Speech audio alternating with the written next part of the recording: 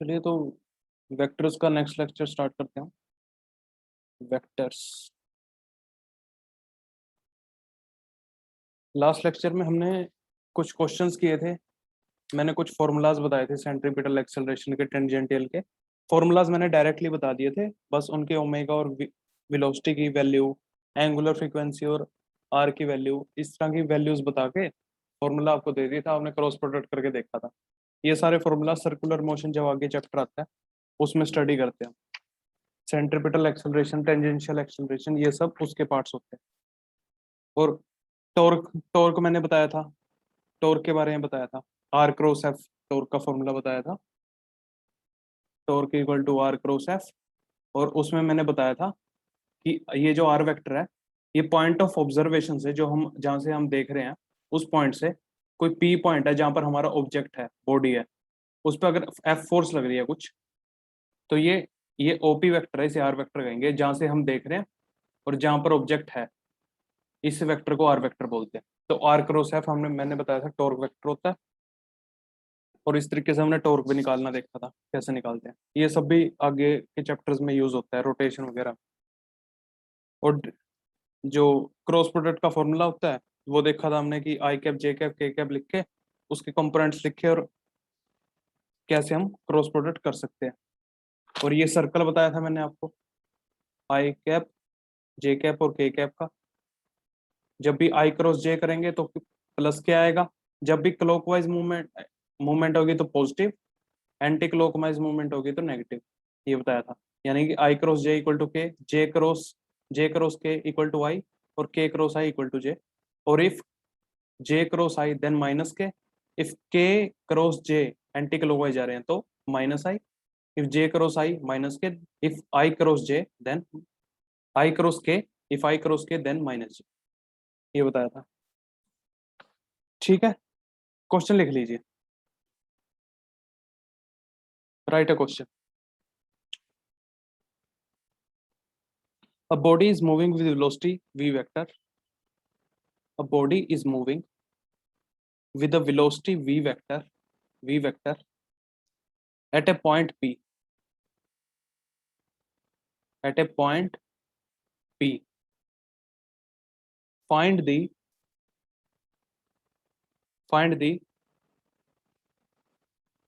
angular momentum L vector. Find the angular momentum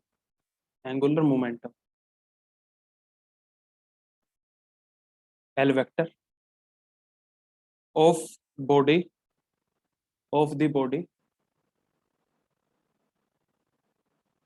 about point O. About point O. तो जो हमारा मास दिया हुआ है बॉडी का, वो दिया हुआ 1 ग्राम। जो वेलोसिटी वेक्टर दिया हुआ है वो दिया हुआ है आई cap minus 2 J cap plus K cap. और अबाउट पॉइंट ओ बताया है, तो हमें पॉइंट अबाउट पॉइंट ओ निकालना है, तो हमें पॉइंट ओ भी बताना पड़ेगा और पॉइंट पी भी बताना पड़ेगा कहाँ कहाँ पर है। तो ये पॉइंट ओ है जहाँ से हम देख रहे हैं, जिस पॉइंट के अबाउट हमें एंगुलर मोमेंटम निकालना है। इसकी कोऑर्डिनेट है 0,0,0 यानी कि ओरिजिन पे है। और जहां पर बॉडी है हमारी पी पॉइंट पे, ये रहा यहाँ, जो ये वेलोसिटी वी वेक्टर से मूव कर रहा होगा यहाँ से, वी वेक्टर से पी पॉइंट पे, ये बॉडी होगी हमारी। तो ये आर वेक्टर है, जो ये पी पॉइंट है हमारा -1,1,2। ठीक है। जैसे ये टॉर्क होता है या एंगुलर मोमेंटम होता है, ये सब ना किसी पॉइंट के अबाउट निकलते हैं। जैसे एक पॉइंट मानते हैं, उस पॉइंट से हम जिस पॉइंट पे फोर्स एक्ट कर रही होती है, या फिर वो पॉइंट वेलोसिटी वी से मूव कर रहा होता है, उस पॉइंट के अबाउट ही इस पॉइंट के अबाउट उस पॉइंट पे जो ऑब्जेक्ट है उसका एंगुलर मोमेंटम या टॉर्क इस तरीके से निकालते हैं। मतलब कोई ना कोई पॉइंट इन्वॉल्व होता है हमेशा कि जिसके अबाउट निकालते हैं।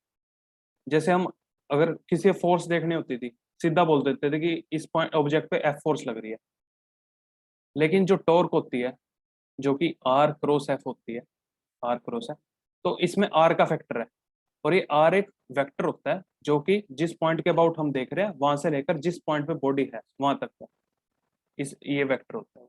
और इस एंगुलर मोमेंटम का फॉर्मूला क्या होता है? एंगुलर मोमेंटम फॉर्मूला जो आपको इस क्वेश्चन में निकालना है, एंगुलर मोमेंटम फॉर्मूला है L vector equal to R cross P vector. और ये पी वेक्टर कौन सा है? ये पी वेक्टर है लीनियर मोमेंटम, जिसे हम पढ़ते आए हैं ना जूनियर क्लासेस में, मास इनटू वेलोसिटी। ये पी वेक्टर वो है, मास इनटू वेलोसिटी वेक्टर। ठीक है, तो करो इस क्वेश्चन को। मैंने सब कुछ डाटा दे दिया लगभग, आर क्रॉस पी निकालना और पी भी बता दिया, एम वी वेक्टर है। अटेम्प्ट करो।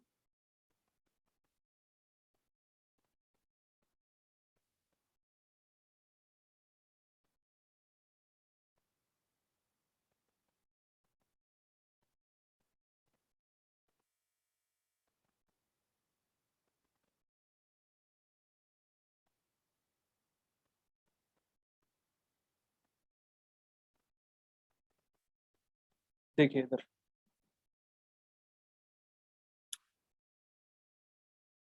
हमारा पहले आर वेक्टर निकाल लेते हैं।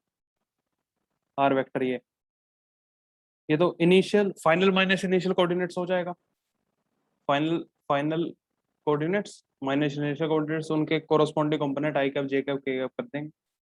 तो -1 -0 आई कैप प्लस 1 -0 जे कैप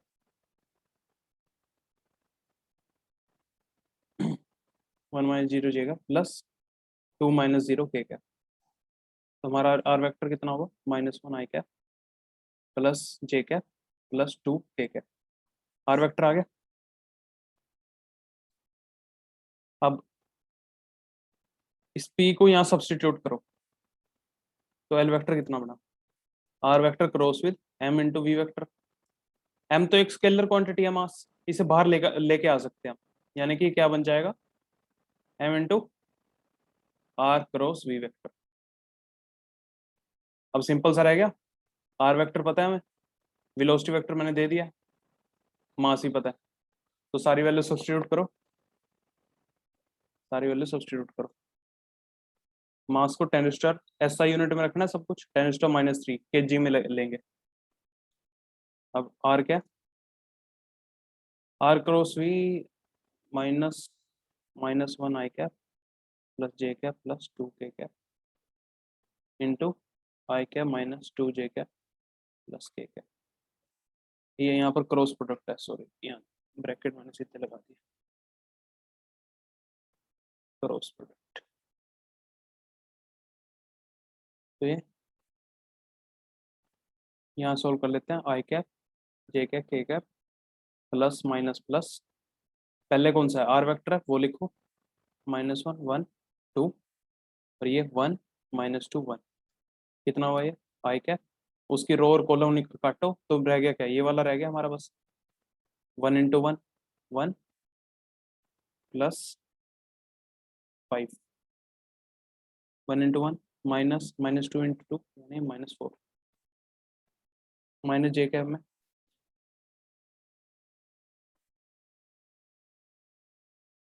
माइनस जे कैप है, -1 × 1 -1 -2 × 1 2, ठीक है, प्लस के कैप में -1 × -2 यानी कि 2 -1 × 1 1, तो कितना आया हमारा? 5 आई कैप प्लस 3 जे कैप प्लस के कैप। ये तो आया हमारा कितना? ये आया हमारा आर क्रॉस वी वेक्टर। इसको मास से मल्टीप्लाई भी करना है, यानी कि हमारा जो फाइनल आंसर है,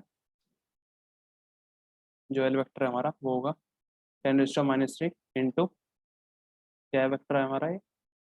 5 आई कैप प्लस 3 जे कैप प्लस के कैप, 5 आई कैप प्लस 3 जे कैप प्लस के कैप। ये आ गया हमारा एंगुलर मोमेंटम।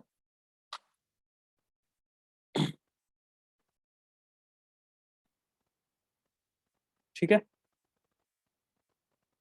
हमने एंगुलर मोमेंटम निकालना, उसका फॉर्मूला पढ़ा, और उसको निकालने का क्रॉस, वो तो सिंपल सा ही, क्रॉस प्रोडक्ट तो सब हर जगह सेम ही तरीके से होता है, ऐसे करना होता है।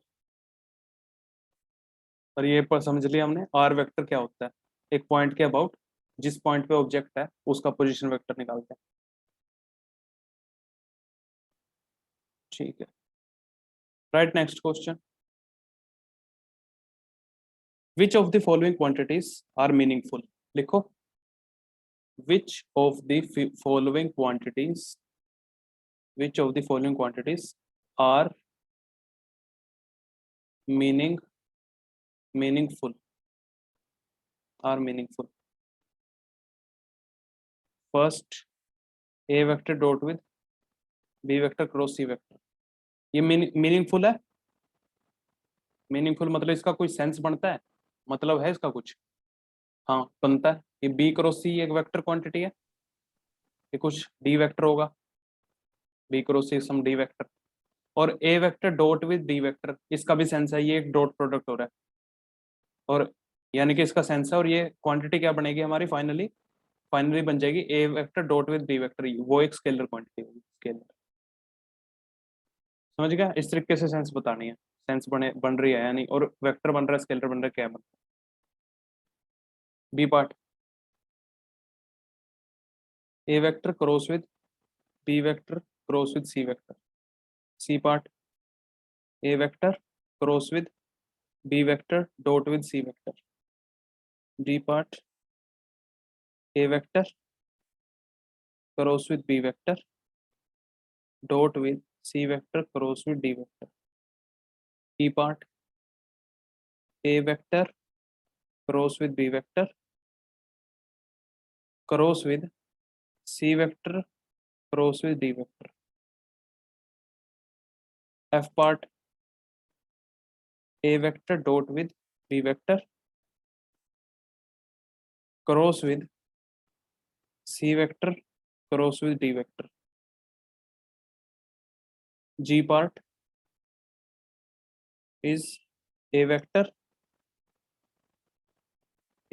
Dot with B vector into C vector. ये सारे पार्ट सॉल्व करो, किस किस का सेंस बन रहा है, और वो क्या क्वांटिटी आएगी फाइनली, स्केलर आएगी, वेक्टर आएगी। सर बी की सेंस बन रही है सर। बी की सेंस बन रही है, और क्या बन रहा है फाइनली? एक वेक्टर है, स्केलर है। सर ठीक है, वेक्टर क्वांटिटी है, कैसे है? बी क्रॉस एक वेक्टर है, और उस वेक्टर का ए क्रॉस डेट वेक्टर, यानी कि वो भी एक वेक्टर बनेगा। सी, सी पार्ट बताओ।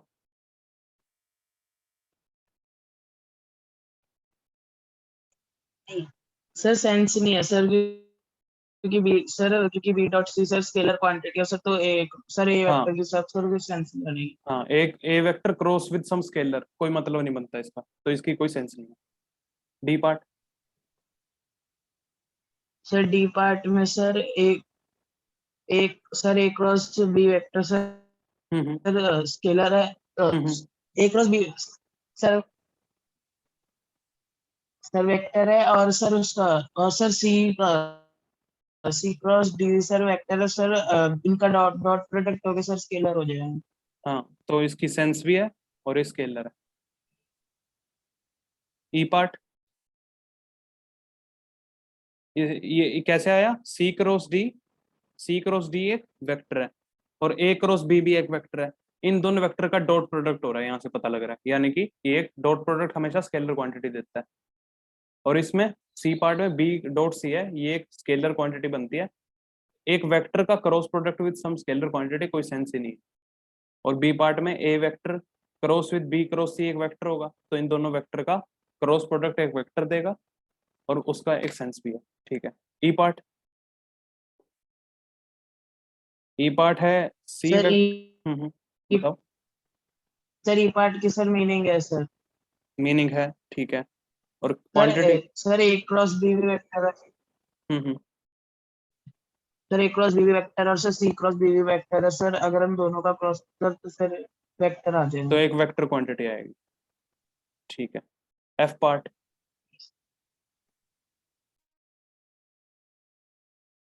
ई तो हमें पता लग गया सी क्रॉस डी एक वेक्टर है और ए क्रॉस बी भी एक वेक्टर है, तो दोनों वेक्टर का क्रॉस प्रोडक्ट वो भी एक वेक्टर देगा, तो इसका मीनिंग है और ये वेक्टर क्वांटिटी देगा। एफ पार्ट बताओ। सर इसका कोई मीनिंग नहीं है सर, क्योंकि ए डॉट सर, क्योंकि A dot B product sir वो है ए हाँ। स्केलर क्वांटिटी, और sir C cross D sir hmm vector quantity, sir कोई मीनिंग नहीं है। हम्म। तो ए डॉट भी है वो है स्केलर, और स्केलर का cross product with some C cross D एक वेक्टर होगा। स्केलर का cross product with vector, there is no sense between them. Cross product हमेशा दो वेक्टर के बीच होगा, डॉट प्रोडक्ट भी हमेशा दो वेक्टर के बीच होगा, तो there is no sense. E part.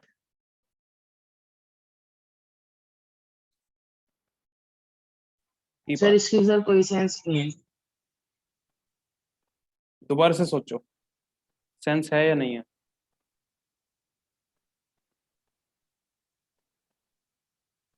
Sir sir sense नहीं है, सर ए डॉट प्रोडक्ट भी सर सर स्केलर हो जाएगा, और सर फिर से सी वेक्टर सर कोई मतलब नहीं हुआ। देखो इस क्वेश्चन को देखो, ए डॉट बी एक स्केलर क्वांटिटी होगी, एक स्केलर क्वांटिटी है ए डॉट बी, मान लेता हूँ के वैल्यू आ रही है उसकी, सम के वैल्यू ए डॉट बी की, और मैंने इसको ब्रैकेट में डाल के आगे सिर्फ सी वेक्टर लगा दिया। मैंने यहाँ ये नहीं बोला यहाँ कुछ डॉट हो रहा है या क्रॉस हो रहा है इन दोनों के बीच, मैंने सिंपल ब्रैकेट लगाया, तो ये क्या होगा, एक तरह से सी वेक्टर की स्केलिंग कर दिया हमने स्केलर से। स्केलिंग कर दिया मतलब उसका मैग्नीट्यूड छोटा बड़ा कर दिया, तो इसकी सेंस है ये एक वेक्टर है जिसकी डायरेक्शन सी वेक्टर की डायरेक्शन है और उसका मैग्नीट्यूड के टाइम्स सी है। इसे लिख लो एक बार, इसे लिखो यहाँ, this is this is simply this is simply scalar multiplication scalar multiplication of C vector. जैसे कर नहीं देते हैं सी वेक्टर, अगर सी वेक्टर एक दिया हुआ है हमें, तो टू सी वेक्टर ये होगा, two C vector three C vector ये होगा उससे तीन गुना, तो यही है ये के है, ए डॉट भी कुछ स्केलर क्वांटिटी होगी उसको के इंटू सी कर दिया। तो मैंने यहाँ ये थोड़ी बोला यहाँ डॉट प्रोडक्ट का साइन दिखाया या क्रॉस का, कुछ नहीं दिखाया यहाँ मैंने, तो ये सिंपल के टाइम्स सी वेक्टर है और उसकी सेंस है।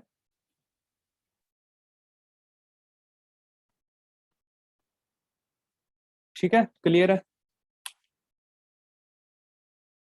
राइट, राइट अ हेडिंग, राइट अ heading, coplanar vectors, coplanar vectors, coplanar vectors लिखो इसमें, three vectors, three vectors, three vectors are said to be coplanar, are said to be coplanar if they all lie in the same plane, if they all lie in the same plane। लिखो mathematically, next line, mathematically, mathematically लिखो आगे, दी coplanarity, को coplanarity of three vectors of three vectors of three vectors can be proved by, can be proved by two ways, can be proved by two ways। तो coplanar vector किसे कह रहा हूं मैं, जो तीन वेक्टर एक ही प्लेन में है, जैसे ये स्क्रीन है, स्क्रीन भी एक प्लेन है, ये तीनों वेक्टर या फिर ये तीनों वेक्टर स्क्रीन के प्लेन में है, तो ये तीनों कोप्लेनर वेक्टर है, ये तीनों भी कोप्लेन वेक्टर है। और एक वेक्टर ये बोल दूं मैं, जैसे ये हमारा कमरा है इस तरीके का,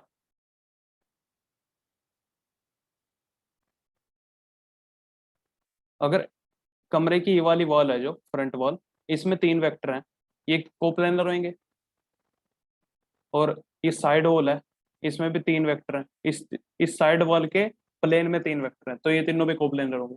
ये अगर टॉप सरफेस की बात करूं, टॉप ये भी एक प्लेन है, इस प्लेन में भी अगर 3 वेक्टर कहीं भी हों, इस प्लेन में लाई कर रहे हैं अगर, तो वो तीनों भी कोप्लेनर होंगे। तो एक प्लेन में ऐसे लाई करने वाले, ऐसे ही एक डायगोनल का प्लेन इसे भी बोल सकते हैं, ये डायगोनल का प्लेन है, ये हमारा डायगोनल का प्लेन है, डायगोनल ऐसे। तो इस प्लेन में भी जो वेक्टर होंगे वो भी कोप्लेनर होंगे। तो एक प्लेन में लाई करने वाले वेक्टर हैं कोप्लेनर वेक्टर, ठीक है। और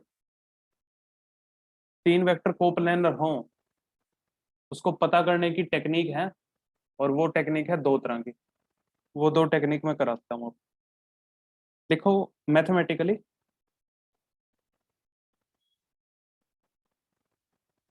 mathematically if if three vectors if three vectors if three vectors a vector, b vector and c vector are coplanar,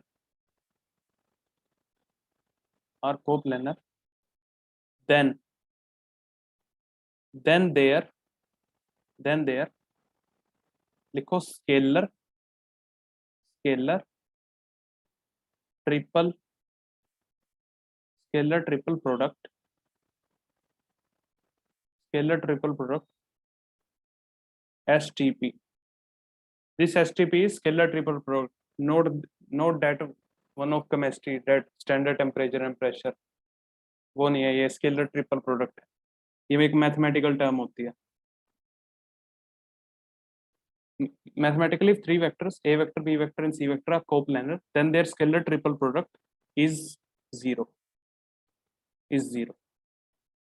That is scalar triple product 3 vector कैसे कहते हैं, इस तरीके से होता है, a vector dot with b vector cross with c vector. इस चीज को स्केलर ट्रिपल प्रोडक्ट बोलते हैं। और मैं क्या कह रहा हूँ, स्केलर ट्रिपल प्रोडक्ट के बराबर होना चाहिए, 0 के बराबर, तब ये तीनों वेक्टर कोप्लेनर होंगे, ये तीनों वेक्टर कोप्लेनर होंगे। तो किस हिसाब से कह रहा हूं मैं, किस हिसाब से कह रहा हूं इस बात को, तो देखो एक बार, ये अगर ये स्क्रीन का प्लेन मान लेते हैं एक बार के लिए, ये तीनों मान लेते हैं, बी वेक्टर ऐसे है, कुछ सी वेक्टर ऐसे है, बी क्रॉस से निकालना है तो इसको यहाँ ड्रैग करो, पूंछ पे पूंछ रखो, ऐसे सी वेक्टर आ गया, इसे ड्रैग किया, मैंने कहा था कि किसी वेक्टर को कहीं भी ड्रैग कर दो वो सेम रहता है। अब बी वेक्टर है इस प्लेन में, सी वेक्टर भी स्क्रीन के प्लेन में है, बी वेक्टर भी स्क्रीन के प्लेन में, तो बी करो सी करो क्या आएगा, इस डायरेक्शन में आएगा, out of the screen, perpendicular to B vector and C vector, perpendicular to screen का प्लेन, और स्क्रीन से हमारी तरफ आता हो, आउट ऑफ स्क्रीन हमारी तरफ आता हो, और यानी कि परपेंडिकुलर हो गया इन दोनों के। अगर मैं कहूँ ए वेक्टर बी इनके प्लेन में है, स्क्रीन के प्लेन में, तो मैं कह सकता हूँ B cross C perpendicular vector है इस स्क्रीन के, तो इसका डॉट प्रोडक्ट ए वेक्टर 0 होगा, ये बात कह सकता हूं मैं, क्योंकि डॉट प्रोडक्ट में आता है कोस थीटा का फॉर्मूला, और बी क्रॉस सी एक वेक्टर है, कुछ डी वेक्टर है, वो स्क्रीन के परपेंडिकुलर है, और अगर ए बी सी तीनों कोप्लेनर है, तो ए वेक्टर भी बी और सी के प्लेन में होगा, और C B cross C vector मैंने बता दिया, डी वेक्टर वो परपेंडिकुलर टू प्लेन है, तो ए वेक्टर और डी वेक्टर, ए वेक्टर जो कि प्लेन में है और डी वेक्टर जो कि परपेंडिकुलर टू प्लेन है, उन दोनों बीच एंगल 90 होगा, तो cos 90 0 हो जाएगा, क्योंकि ए मोड डी cos थीटा, ये फॉर्मूला होता है डॉट प्रोडक्ट का, तो इस केस में थीटा 90 हो रहा है, तो हमारा ये 0 आएगा। इसलिए मैं कह रहा हूँ अगर ये सेटिस्फाई हो जाती है कंडीशन, तो हम कहेंगे तीनों वेक्टर हमारे कोप्लेनर है। ये समझ आ गया आपको कि B cross C perpendicular vector होगा उस प्लेन के, तो ए वेक्टर उस प्लेन में हुआ तो इन दोनों भी 90 डिग्री, तो A dot B cross C equal to 0। लिखो अब मेथड 2, ये तो पहला मेथड है। मेथड 2 भी वैसे मेथड 1 से ही निकल के आता है। लिखो इसमें फॉर 3 वेक्टर्स, लिखो for 3 vectors, for 3 vectors,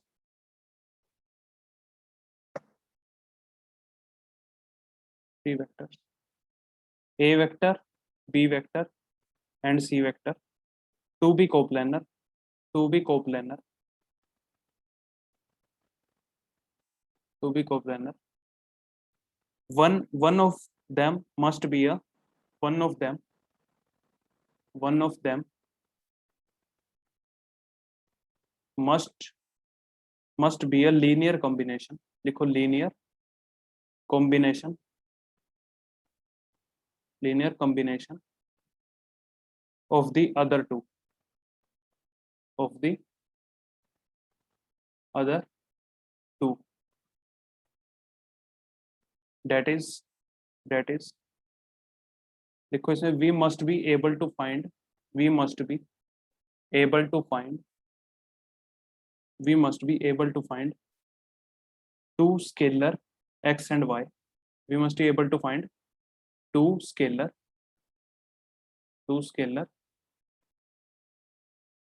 x and y, bracket में लिखो पॉजिटिव और नेगेटिव, पॉजिटिव और negative, such that c vector equal to x times a vector plus y times b। तो मैंने क्या कहा है, कोई ये 3 वेक्टर कोप्लानर होने के लिए कोई भी एक vector must be a linear combination of other two. ये लीनियर कॉम्बिनेशन है, x टाइम्स ए का प्लस सी वेक्टर को मैं लीनियर कॉम्बिनेशन बता रहा हूँ। कोई भी एक वेक्टर उठा लिया मैंने, उसे कह रहा हूँ कि मुझे ये प्रूव करना है ये x times A vector plus y times b का, मतलब a और b का एक लीनियर कॉम्बिनेशन से आ जाता है। तो x और y ऐसे दो स्केलर वैल्यूज आ जानी चाहिए। लिखो लेट अस प्रूव दैट, लिखो next paragraph, let us prove that such a c vector will definitely be, such a c vector will definitely be coplanar with, a vector and b vector।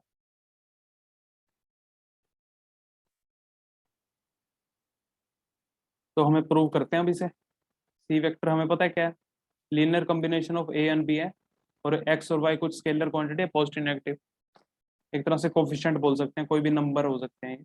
इस तरह के हमें x और Y के number मिलने चाहिए कि सी वेक्टर हम इस तरीके से रिप्रेजेंट कर सकते हैं। तो नाउ क्या करो, जो हमें पिछले लास्ट पेज में हमने निकाला था A vector dot with B cross C, वो हमने देख लिया था, स्केलर ट्रिपल प्रोडक्ट है जो वो जीरो होना चाहिए कोप्लानर होने के लिए। इसमें सब्स्टिट्यूट कर दो A vector dot with B cross C vector, क्या है सी वेक्टर यहाँ से पुट करो, क्या X A vector plus Y B vector is equal to क्या हुआ, एक A dot with B cross है,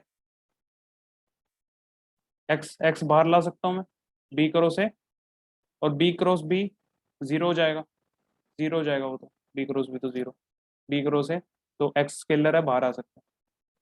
तो मैं क्या कर रहा हूँ, ये X A vector dot with B cross है, तो ये बी क्रॉस एक कैसा वेक्टर है जो बी और ए दोनों के परपेंडिकुलर है। तो ए का डॉट प्रोडक्ट विद ए के परपेंडिकुलर वेक्टर के, यानी कि 90 डिग्री, तो ये कितना हो जाएगा, जीरो। ए का डॉट प्रोडक्ट किसके साथ हो रहा है, बी और ए के जो परपेंडिकुलर है, तो ए का डॉट प्रोडक्ट किससे हो रहा है, जो ए के परपेंडिकुलर है, तो जीरो। तो ठीक है, इससे पता लगे ये जीरो आता है तभी हम कहते हैं कि हमारा ए बी सी कोप्लानर है। तो इससे ये पता लगे हमें सी इस तरीके का लिया है हम, तो हम ये कह सकते हैं कि ये कोप्लेनर वेक्टर है ABC। ठीक है,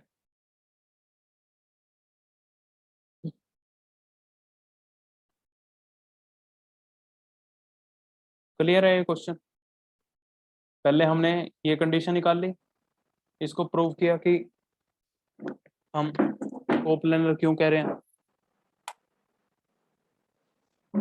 इसको प्रूव किया कि ये 0 बनने का मतलब कोप्लेनर है। ठीक है, उसके बाद ये देखा कि सी वेक्टर को अगर इस तरीके से लिख सकते हैं तो ये वाली कंडीशन जो लास्ट STP 0 है, STP equal to 0 scalar triple product, तो 0 उससे सेटिस्फाई करता है, यानी कि सी वेक्टर इस तरह का होगा तो कोप्लेनर होंगे तीन वेक्टर।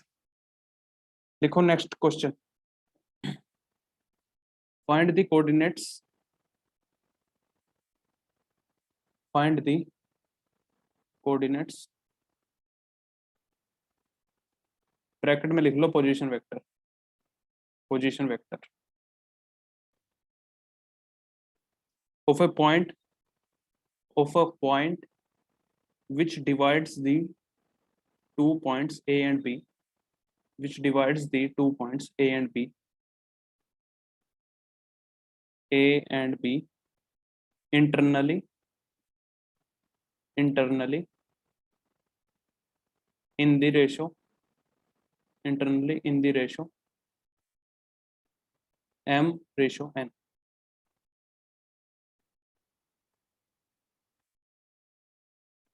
कोऑर्डिनेट निकालने उस पॉइंट के जो ये पोजीशन वेक्टर कह सकते हैं, उस पॉइंट का जो A और B पॉइंट है उनको इंटरनली M/N में डिवाइड कर रहा है। चलो सॉल्व करते हैं। लेट देयर बी, लिखो let there be 2 points A and B, let there be 2 points A and B having position vector, having position vector A vector and B vector respectively।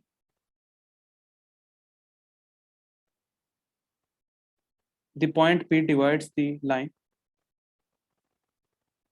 next line में लिखो the point P divides the line AB, divides the line AB in the ratio, लिखो in the ratio M/N as shown, as shown, as shown।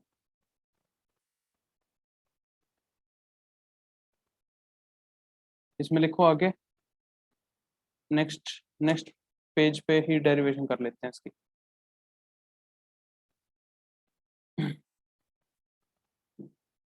ये हमारा है ए और B, कोई P point है जो इन्हें M/N में डिवाइड कर रहा है। ठीक है, और ये हमारे XY कोऑर्डिनेट्स हैं, XY कोऑर्डिनेट्स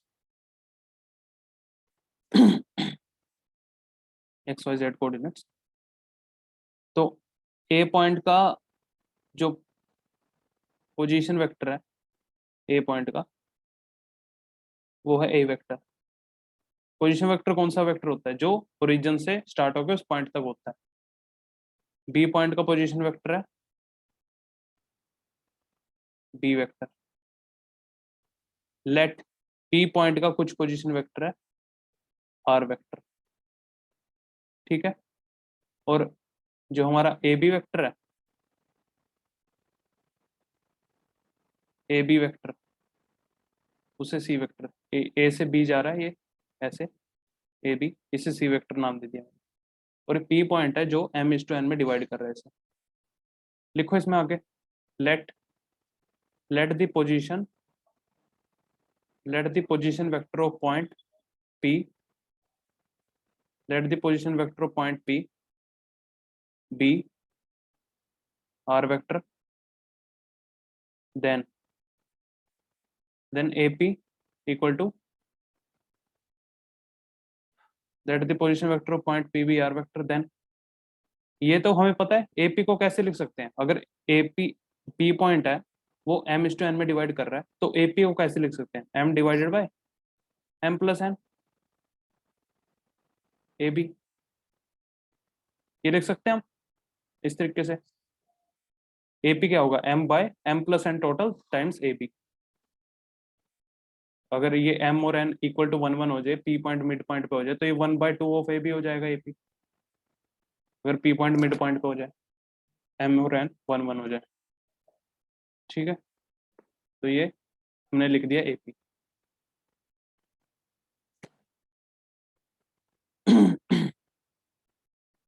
अब A vector plus C vector equal to B vector by triangle of vector addition. ये ए वेक्टर है और ये सी वेक्टर है, A plus C B vector. ठीक है, तो सी वेक्टर कितना हुआ, B vector minus A vector, तो ए पी वेक्टर कितना हुआ, एम बाय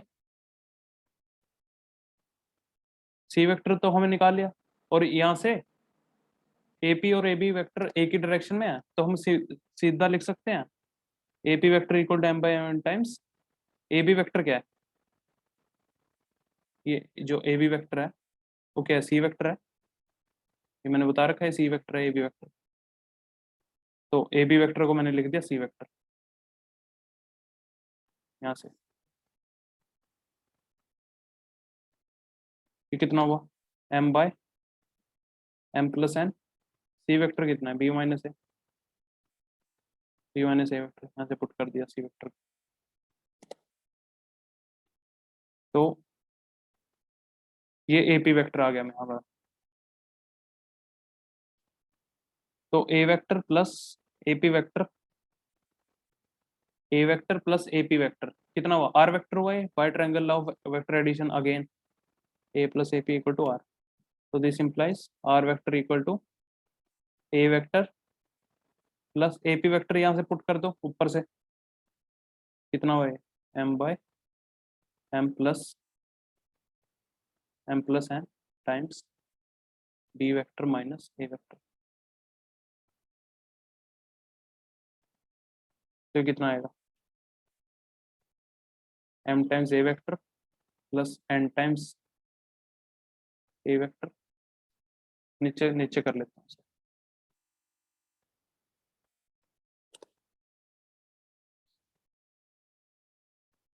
कितना हुआ, M times A vector plus N times A vector plus M times B vector minus M times A vector, और ये पूरा क्या आएगा divided by M plus N.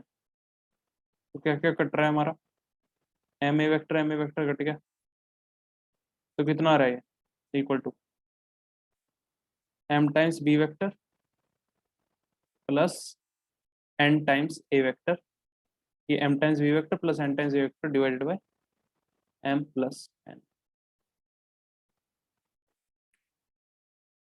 तो कितना आ रहा है, लिख लिया ये सब, नेक्स्ट पे चलते हैं। तो आर वेक्टर कितना आ रहा है हमारा, M times B vector plus N times A vector divided by M plus N. तो हमारा जो ये पॉइंट था ऐसे, ये ए वेक्टर दिया हुआ था ए पॉइंट, ये बी वेक्टर दिया हुआ था पी पॉइंट, और इसे पी पॉइंट कोई एम इज टू एन में डिवाइड कर रहा था, तो ये आर वेक्टर निकाल लिया हमने। ये कुछ कुछ फॉर्मूला देखा हुआ लग रहा होगा तुम्हें, तुमने कोऑर्डिनेट सिस्टम में सोल्व किया होगा कि इस पॉइंट के कोऑर्डिनेट्स एक्स कोऑर्डिनेट निकालते थे, तो इसका एन टाइम्स इसका X coordinate plus M times इसका X coordinate divided by M plus N. ऐसा हमने जूनियर क्लास में देखा होगा मैथमेटिक्स, तो उससे एक तरह से याद भी रखा जा सकता है। ये हमारा कोरोलरी, कोरोलरी देखो, the position vector, the position vector of mid point of A vector and B vector of midpoint of A vector and B vector, that is A vector plus B vector by 2. M और N क्या है इस case में? 1:1.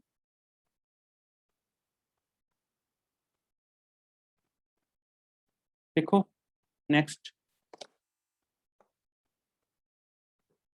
ठीक है, clear है हमें? Are vector निकाल लिया हमने, और जब ए और बी दिए हों और वो पी पॉइंट है जो M/N में बांटे, तो पी पॉइंट का आर वेक्टर पोजीशन वेक्टर निकाल लिया. Right a question. Find the position vector of the centroid of triangle. Find the position vector of the centroid of triangle ABC, where position vector of its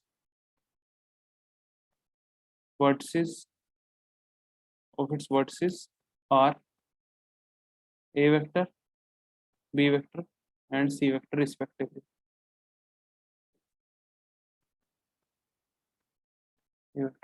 centroid of triangle का position vector निकालना है, जहां पर position vector उसके vertices के triangle के दिए हुए हैं.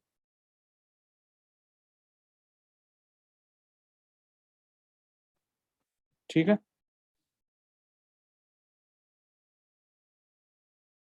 और सेंट्रोइड तो हमें पता है क्या होता है.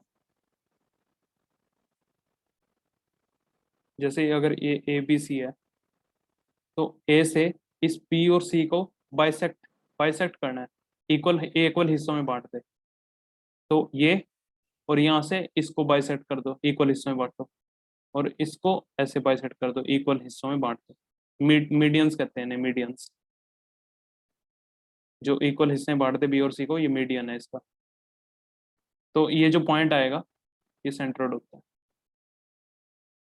सेंट्रोइड. और एक और प्रॉपर्टी है सेंट्रोइड की, कि ये मीडियंस हैं, ए से जो बी और सी पे जा रहा है, ये वाला ऐसे A point B point C point, इसे डी बोल देता हूँ कुछ. तो ये अगर सेंट्रोइड यहाँ कुछ है, तो ये इसको ए डी को 2:1 में बांटता है, 2:1 में. और ये हर जगह वैलिड है. अगर इसे बी ई कहें, ये भी मीडियन है यहाँ, तो ये भी यहाँ पर 2:1 में बांटेगा इसे, और ये भी इसे भी 2:1 में. और ये 2 वाला हिस्सा कहाँ होगा? वर्टिसेस की तरफ, और 1 वाला होगा ये डी पॉइंट की तरफ जहाँ पर बांट रहा है. 2:1 में बांटता है सेंट्रोइड. ठीक है, इसे एज अ होमवर्क लो, इसे एज अ होमवर्क. ये दो इंपॉर्टेंट प्रॉपर्टीज बता दिया मैंने. सेंट्रोइड क्या होता है और सेंट्रोइड क्या करता है, 2:1 में बांटता है. इसके बेसिस पे क्वेश्चन हो जाना चाहिए.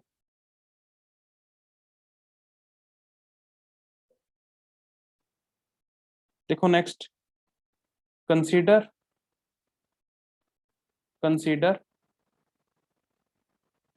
two vectors A vector and B vector. Consider two vectors A vector and B vector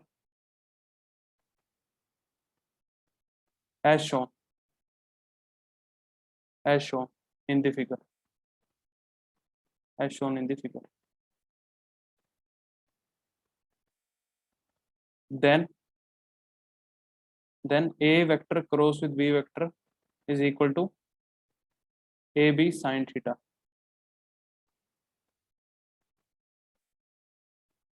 A vector is, आगे देखो, is in fact the area of parallelogram. ऐसे डिनोट कर दिया मैंने, parallel lines GM formed, area of parallelogram formed by A vector and B vector as two of its adjacent sides.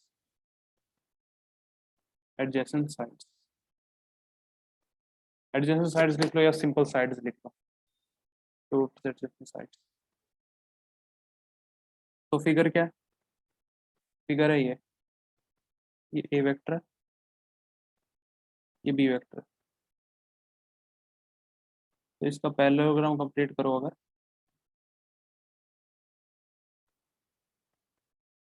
तो हम क्या कह रहे हैं कि जो ये दो वेक्टर हैं ए वेक्टर बी वेक्टर, इनका जो क्रॉस प्रोडक्ट करते हैं हम A cross B, A B sine theta, वो एरिया देता है उस पैरेललोग्राम का जिसका ए और बी एडजेसेंट साइड्स हैं। तो कैसे हुआ ये?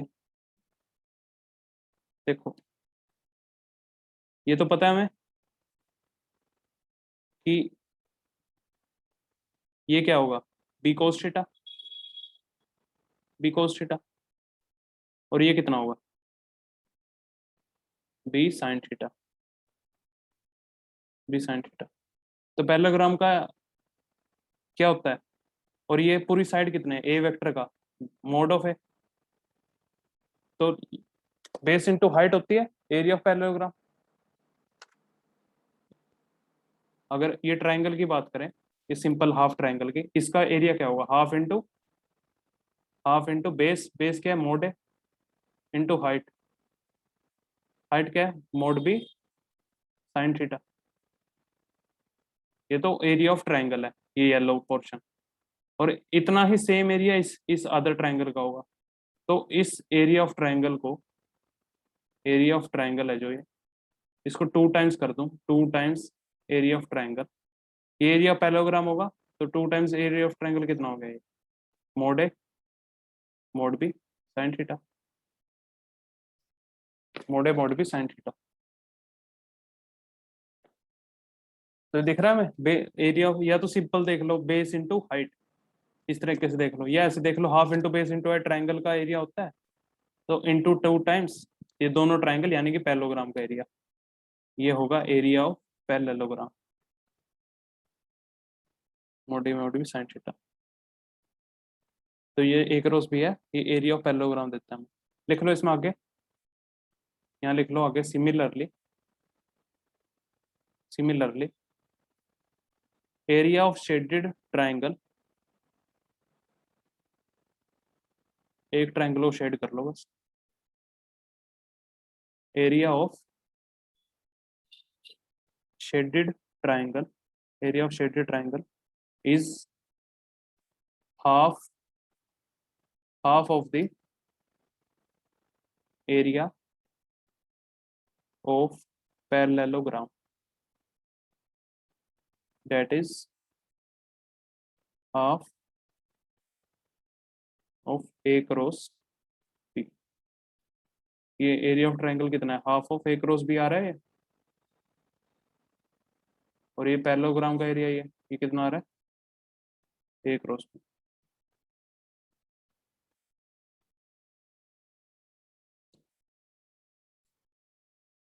ठीक है, नोट कर लिया होगा आपने।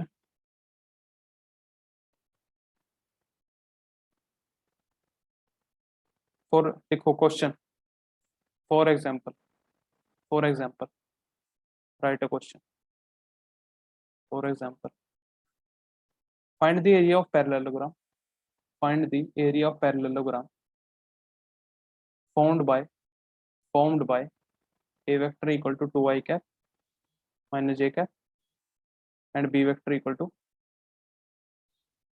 j cap plus 3 k cap। फटाफट एरिया ऑफ पैरेललोग्राम बता दो कितना हुआ,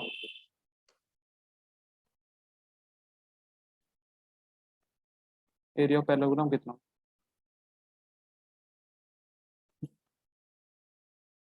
एरिया ऑफ पैरेललोग्राम कितना होता है,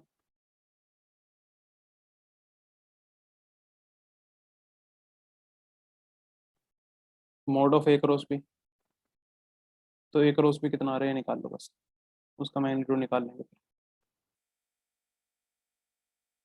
इसका मोड ऑफ ये ए क्रॉस बी आ गया हो तो बता देना मुझे, मैं सोल्व कर रहा हूँ। 2 - 1 0 0 1 3 I cap -3 -j cap 6 plus k cap 2 1 2 3 -3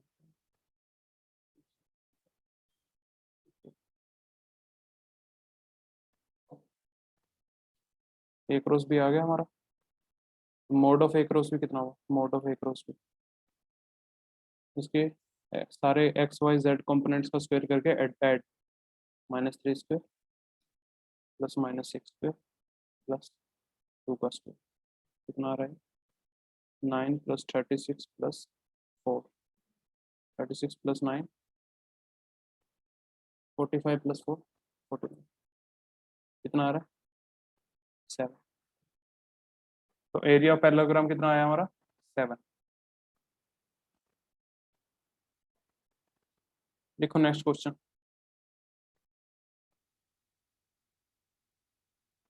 if a vector and b vector are given as diagonal of parallelogram,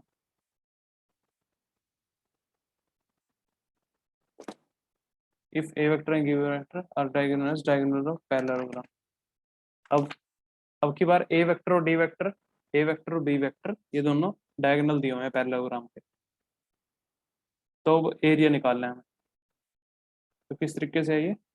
ऐसे देखो, ये एक पैरेललोग्राम है हमारा,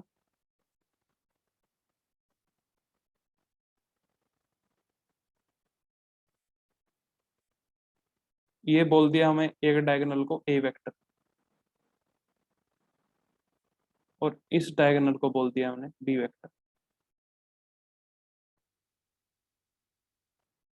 इन साइड्स को सी वेक्टर बोल देते हैं और इस साइड को डी वेक्टर बोल देते हैं, डी वेक्टर।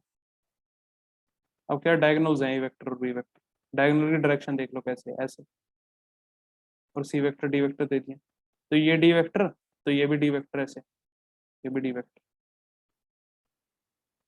तो इससे क्या पता लगा? C vector by triangle law of addition, C vector plus B vector, ये सी वेक्टर, ये C vector plus B vector कितना है? डी वेक्टर बराबर है C vector plus D vector, D vector, C vector plus B vector equal to D vector. ठीक है, तो A cross B निकाल लो, कितना हुआ? ए वेक्टर क्या है? ए वेक्टर यहाँ से पता लग रहा है हमें, सी वेक्टर प्लस डी वेक्टर क्या है? ए वेक्टर है। तो ए वेक्टर कितना हमारा यहाँ से? सी वेक्टर प्लस डी वेक्टर, और ये सी प्लस बी डी है। तो ए क्रॉस बी कितना हुआ? ए वेक्टर लिखो, C vector plus D vector cross with B vector क्या है यहाँ से, इस फर्स्ट रिलेशन से, इसे सेकंड बोल देते। फर्स्ट से क्या है?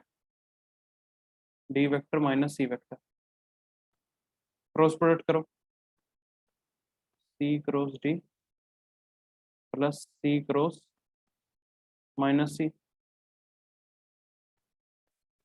Plus D cross D plus D cross minus C. तो C cross C sine 0, D cross D इसमें भी 0 डिग्री एंगल साइन 0, तो ये दोनों 0। तो ये कितना होना? C vector cross with D vector minus of D vector cross with C vector. तो C vector cross with D vector, और माइनस डी क्रॉस सी को क्या लिख सकते हैं? ये minus of D, D cross C को क्या लिख सकते हैं? Minus of C vector cross with D vector, D cross C को minus of C cross D लिख सकते हैं। तो C vector cross with D vector plus C vector cross with D vector, तो कितना है? 2 times C vector cross with D vector. हमारा जो A vector cross with B vector है वो 2 टाइम्स सी क्रॉस डी हुआ।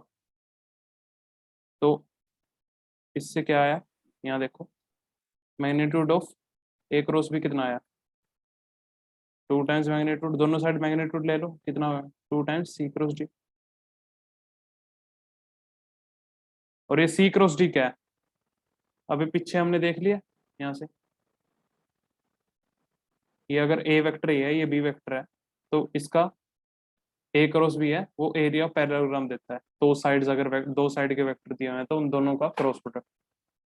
तो इस बारे में अब की बार क्या है, वो जो पीछे ए और बी था वो सी और डी है एडजेसेंट साइड्स, तो ये क्या हुआ 2 टाइम्स सी क्रॉस डी, क्या हुआ सी क्रॉस डी हुआ area of parallelogram, 2 times area of parallelogram हुआ A cross B, A cross B, तो therefore area of parallelogram is equal to half mod of A cross B.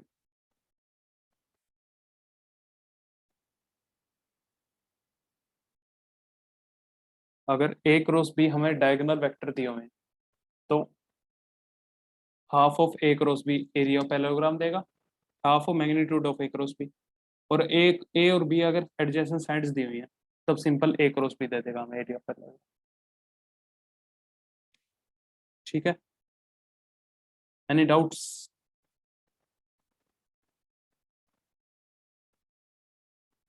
ठीक है, class का time, direction of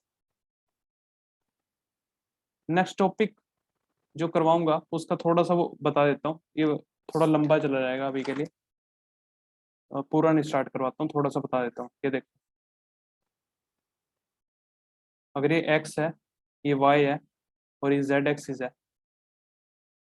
तो एक एक और ये बनाओ, एक ऐसे में एक क्यूब बनाओ, क्यूब,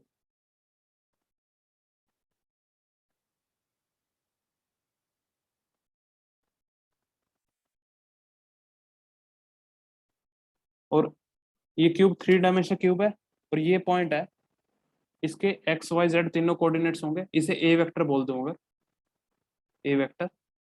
तो ए वेक्टर एक एक्स एक्सिस से कुछ एंगल बना रहा होगा, वाई एक्सिस से कुछ बना रहा होगा एंगल, और जेड एक्सिस से बना रहा होगा। यहाँ पर थोड़ा मैंने वो कर दिया, ये वाई एक्सिस है, जेड एक्स एक्सिस, ये जेड एक्सिस। तो ए वेक्टर है, ये 3 डायमेंशनल कोई पॉइंट है हवा में, ए ये ओरिजिन है हमारा, ओरिजिन। तो ये एक्स एक्सिस से कुछ अल्फा एंगल बना रहा होगा, अल्फा, वाई एक्सिस से भी कुछ ऐसे एंगल बीटा, और एक्स एक्स जेड एक्सिस से भी गामा। तो ये समझ आ रहा है, ये 3D पॉइंट है एक हवा में, ऐसे मानो एक्स और वाई एक्सिस स्क्रीन के प्लेन में और जेड एक्सिस स्क्रीन से बाहर है, तो ये पॉइंट के एक्स वाई जेड तीनों कोऑर्डिनेट है, मतलब ये स्क्रीन से कहीं बाहर है, ये पॉइंट हमारा पी पॉइंट। तो ये कुछ अल्फा एंगल एक्स से बनाता है, बीटा एंगल कुछ वाई से बनाता है, और गामा एंगल कुछ जेड से बनाता है। और ये भी हमें दिख रहा होगा, ये तीनों एंगल एक्यूट एक्यूट है। अगर अल्फा 90 डिग्री हो जाता तो ये पॉइंट कहाँ चला जाता, इस प्लेन में चला जाता, वाई जेड प्लेन में, तभी तो ये 90 डिग्री मेक करता एक्स एक्सिस से। और अगर ये बीटा 90 डिग्री होता तो ये पॉइंट यहाँ चला जाता, ऐसे ऐसे होता, तो ये वाई एक्सिस से 90 डिग्री मेक कर रहा होता, ऐसे ऐसे होता, ये वाई जेड ऐसे 90 डिग्री मेक कर रहा होता। तो इसी चीज को आगे पढ़ेंगे हम, नेक्स्ट टॉपिक करेंगे उस पर, वो नेक्स्ट क्लास में करते हैं। Let's end this lecture here, thank you.